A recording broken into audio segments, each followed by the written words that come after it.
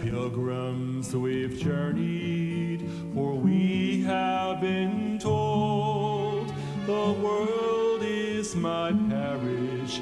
Come answer the call.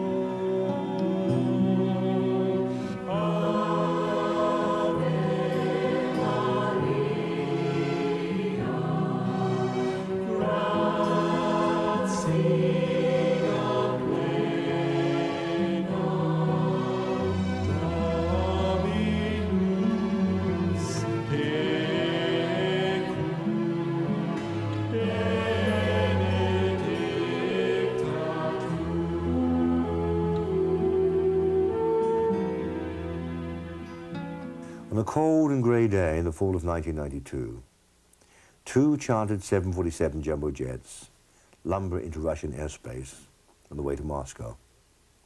Aboard the first plane, nearly 500 people pray the rosary in preparation for their arrival. In a largely atheistic country, with them are hundreds of Bibles, thousands of rosaries and countless pamphlets, and the Pilgrim Virgin statue.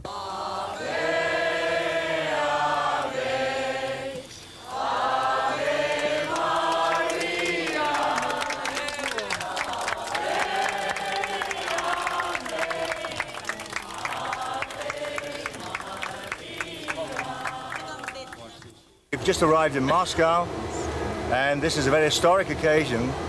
It's not only the anniversary of the election of John Paul II, it's also a fulfillment of a prophecy made on this day by Maximilian Kolbe, that one day the Blessed Mother would reign high above the Kremlin. And today we flew over the Kremlin with the statue. It's also the feast of St. Margaret Mary Alacoque, of course the feast of the Sacred Heart, who brought that feast. So we have three coincidences. A fulfillment of a prophecy. Mary's now coming to Russia for the first time, officially. And Maximilian Kolbe, who made that prophecy, was canonized by John Paul II, who was elected Pope on this anniversary. We're now going ashore with the crew. Welcome to Moscow.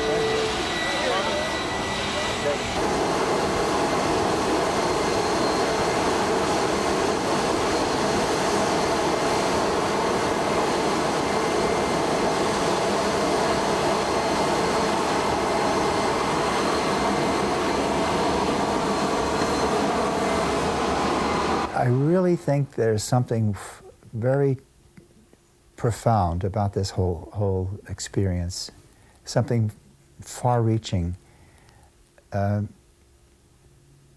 far beyond the mechanics and you know, the actual actions and the actual things we saw and did, tasted and smelled and heard. There's something very profound about it all. But the triumph of Our Lady.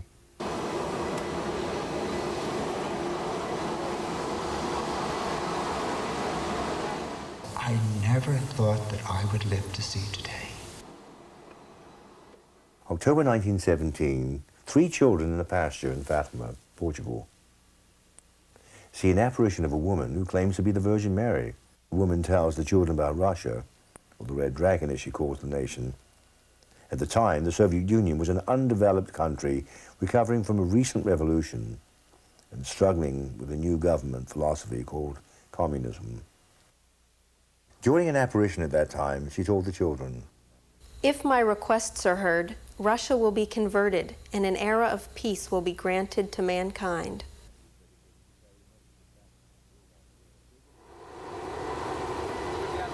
"45 years after a youth congress commissioned this statue, it has found its way to its destination. There are no crowds gathered, no bands playing. Most of Russia probably doesn't even know this moment is even happening. But many people around the world will feel its impact for years to come.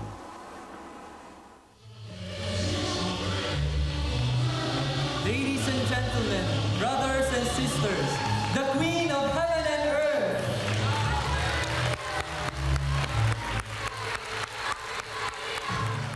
Young people from more than 120 countries converged on Moscow in October of 1992 to pay respect to the Virgin Mary and to offer spiritual assistance to the Russian people.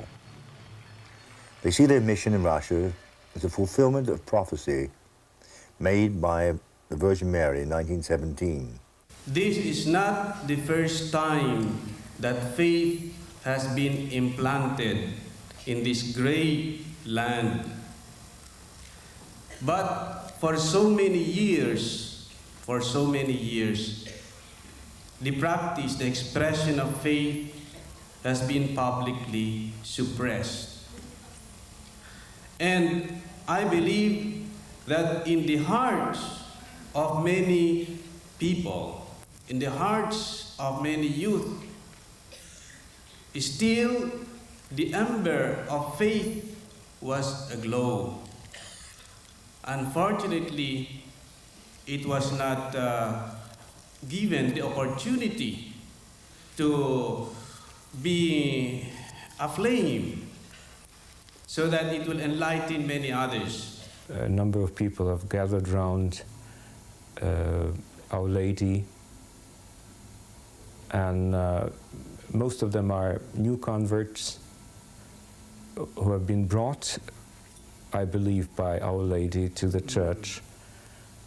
And it is the pilgrimages, the same kind of development. So there is probably a parallel between these two. But I wanted to talk about persevering prayer because it applies to what's happened here in Russia. For 70 years, the church has been persevering in prayer. Not all the church, but some. People have been praying the rosary. Mary said back then, pray the rosary for the conversion of Russia. Well, people prayed the rosary, but Russia wasn't converted. And it didn't look like anything was going to happen in our lifetime. But look what's happened. Not with guns, as Father was saying last night. It wasn't atom bombs, but it was rosaries that conquered. No shots were fired in Moscow. The Berlin Wall's down. Who would have believed just a few years ago that the two Germanys would be united? I never believed in my lifetime that the two Germanys would ever become one. I never believed that Czechoslovakia, Romania, Bulgaria, Hungary, Poland, and all these Eastern Bloc countries would be free. But the greatest miracle of all was that Russia is free. Russia now can practice the faith. But it didn't happen in a day. And it didn't happen with one rosary. People had to persevere for 70 years of prayer. But this is the moment that's taken 75 years. The prayers of millions of faithful followers, to accomplished Catholic pilgrims in Red Square with the crucifix and icons, reciting the rosary in front of Lenin's tomb.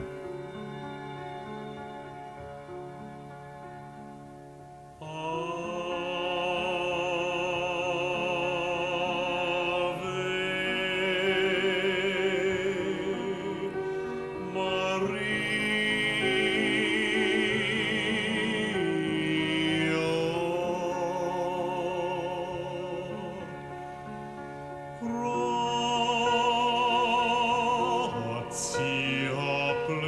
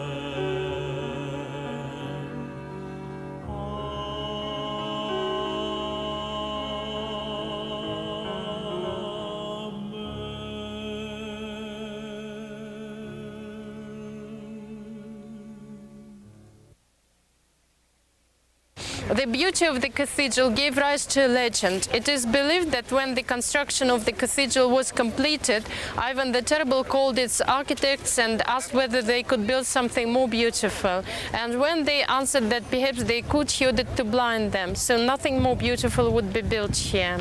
So that's St. Basil's Cathedral. This icon was done by a professional iconographer. This woman worked on it for 360 hours after a great deal of prayer. She felt that she did not do this painting herself, that it was done with the inspiration of the Holy Spirit. So you will see it says, by the hand of Patricia Delahunty Moran. And she said her hand was merely the instrument which was able to make this icon a reality. It's an icon of Our Lady of Fatima, and you will see the vision of hell with the devils and the souls that are in hell. You'll see the three children from Fatima. You will see an angel, Angel Portugal. You will also see Our Lady with her Immaculate Heart.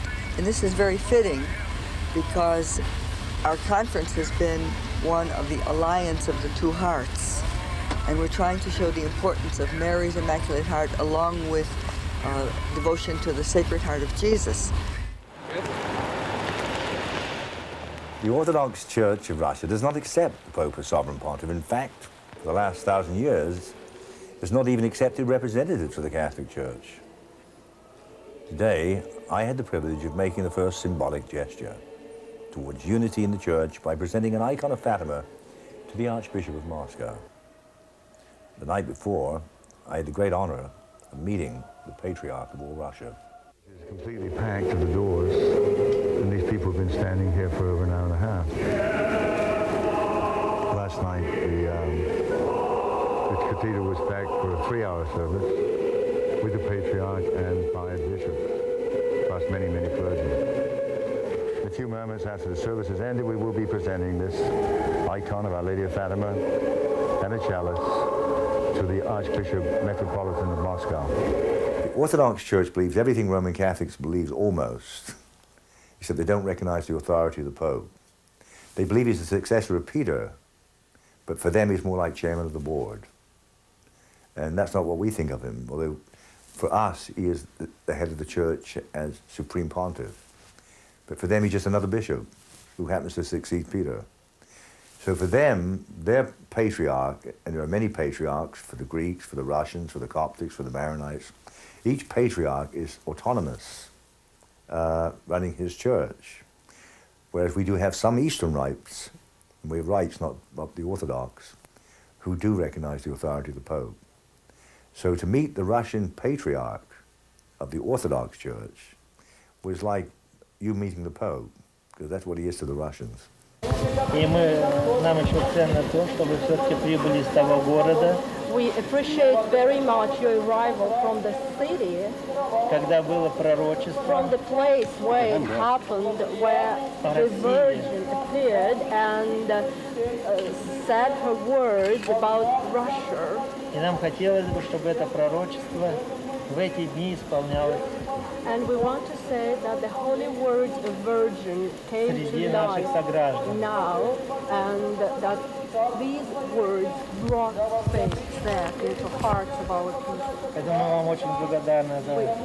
Thank you very, very much to your donation, and we will pass it to our patriarch. Did you know the statue didn't get to Red Square today?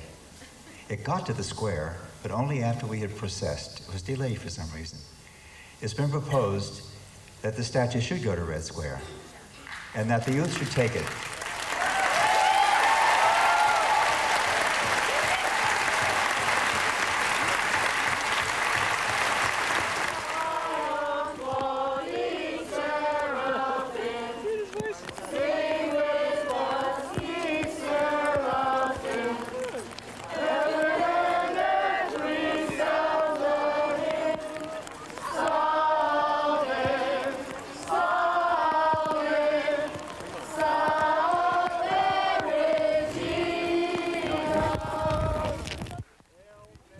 Virgin statue has finally reached its destination, but the real mission is just beginning. Many more prayers and much more support is still needed. But like David against Goliath, a tiny stone has brought down a huge monster. This time the stone was the simple truth, tied together by faith in God. The same stones, the same truths of a simple rosary.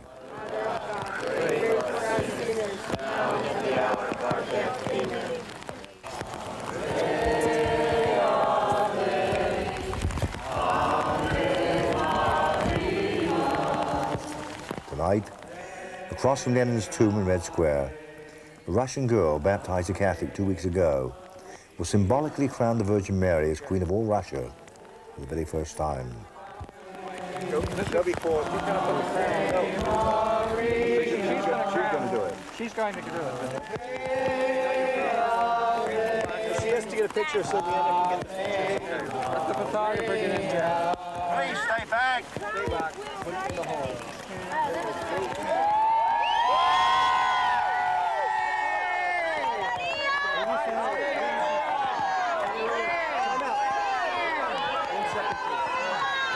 Red Square was very special.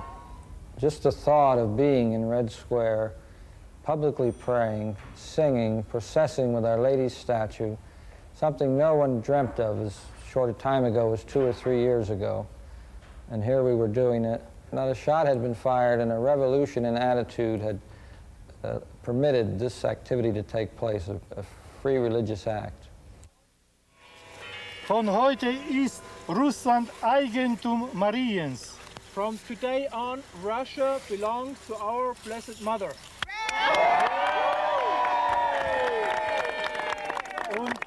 Because the icon of Kazan is as important to our whole story as the Pilgrim Virgin. In every major battle in Russian history, from the dawn of the emerging of Russia as a nation, from the time it was tribes, from that dawn, this icon was in the center of bringing the Russian people together. It was carried in all the major battles. Even when Napoleon came to Moscow, the people were praying to Our Lady of Kazan to drive Napoleon back. And they believed it was Our Lady of Kazan who conquered Napoleon. All their faith, the whole faith of the Russian people is in this miraculous image, which was, it was an old image. It's 13th century, but it was in the ruins of a monastery in the city of Kazan, which had been formerly the capital of the Tartars. And when they burned out the city and destroyed it, it was 200 years later that Our Lady spoke to a blind girl, 8-year-old girl, and told her that she should dig at a certain spot, and that there she would find her image. And the child couldn't persuade anyone, and there was a second apparition. Finally, when the little girl herself was trying to dig, they helped her, and they found the icon, and she was cured. She'd been born blind. And a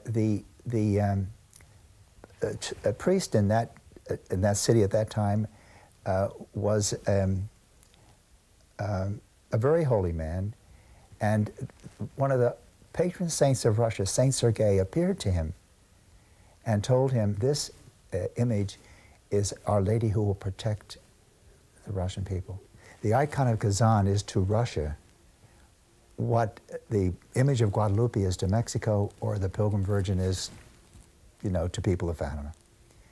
The story of the icon of Kazan is almost the story of religion in Russia.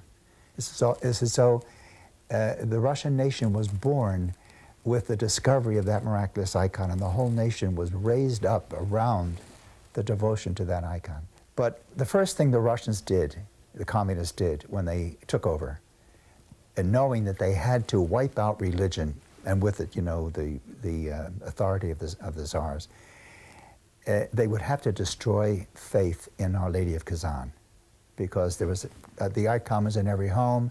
She was the protectress of the Russian people. And one of her titles was, "Thou who destroyest atheism." That was a title she had before the turn of the century. So they knew they had to destroy the faith of the people in Our Lady of Kazan. So they destroyed that cathedral where the miraculous icon was enshrined. And as they destroyed it, the word went out over Russia, you see, there is no God. We are destroying the shrine of your so-called protectress, and nothing happens. But at that very time, across Europe, Our Lady was appearing to 3 children, mentioning Russia. The children to whom she spoke didn't know what Russia was. They thought she was speaking of some lady. Perhaps one of the proofs of how miraculous this icon is the fact that even though the cathedral was destroyed, and the communists were focusing on the destruction of the cathedral and the publicity of the destruction, some priest apparently removed the icon, smuggled the icon out, and it turned up in the Western world, and it finally turned up on the wall of a castle in England, where a Russian noblewoman visiting there recognized it. And it could be easily recognized as the original one from the cathedral, because there were crowns of jewels that were given by Ivan the Terrible and Catherine the Great, enormous diamonds and rubies with real old-fashioned cuts. They're just like fingerprint, and all the jewels were there. So she fell on her knees on the landing of this staircase where the icon was, and the English royal family had the icon brought to Windsor Castle, and the Metropolitan came there and he fell on his knees. He recognized the icon. Well, then the Orthodox Church in the Western world tried to redeem it, and you probably know the extraordinary story. They twice raised close to $1 million, and the money was stolen twice. And then they decided they couldn't go out on another request for money, and at that time it was brought to my attention, and as a matter of fact, a very holy priest in San Francisco virtually threatened me if I didn't do something to save that icon from falling back into communist hands. And the icon is in Fatima, the original icon. And as we know, when we were in the Cathedral in Moscow, the Archbishop Metropolitan of Moscow said, of course, we know the icon is in Fatima, and we're looking forward to when it comes back. And the Archbishop spoke about Our Lady of Kazan. And he said, you have the original in Fatima, but we have a miraculous copy here.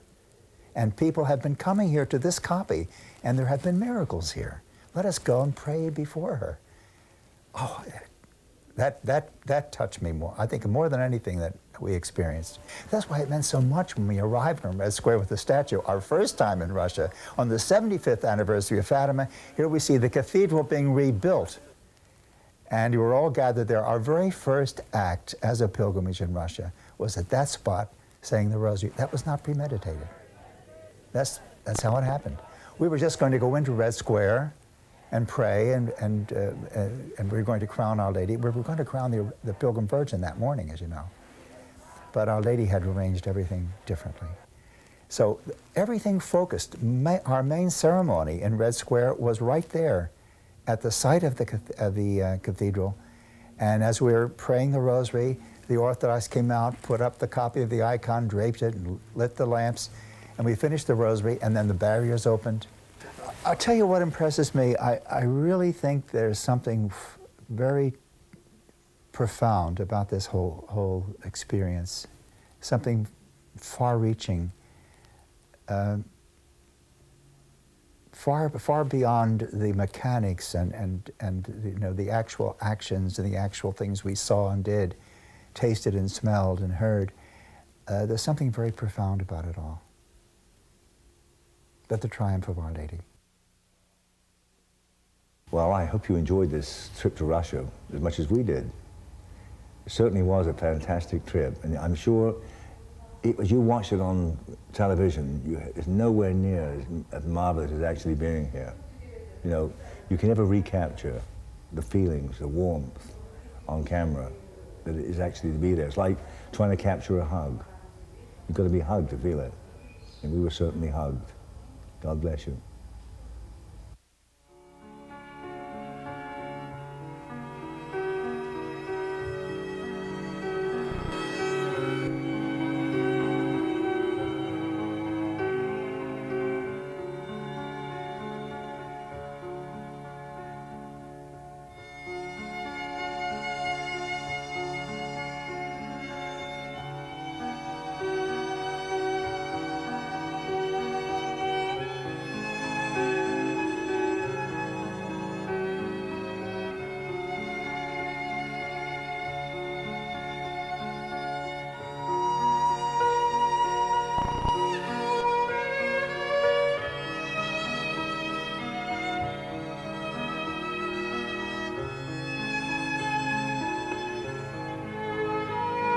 Did you enjoy this tape?